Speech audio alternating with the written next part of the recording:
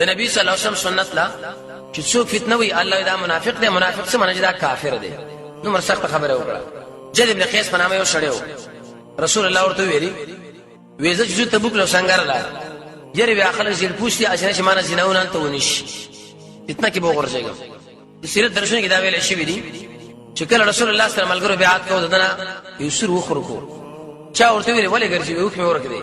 وی نبی صلی الله علیه وسلم سره مجاهدین بیعت کوي مړ دي دغه خراب غنده سړي سره بیعت کولو کې دومره ګټه نشي د خپل وو ولټو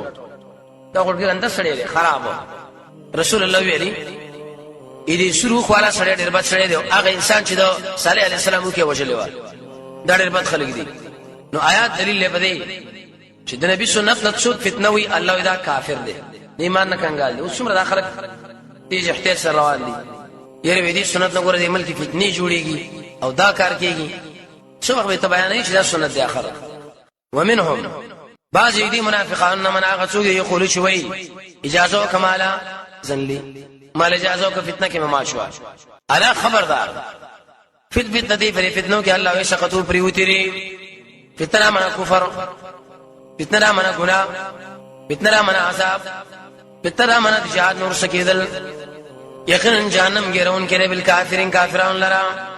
دی ولي ویلي مفسرین وایي چې بده کې نقطه را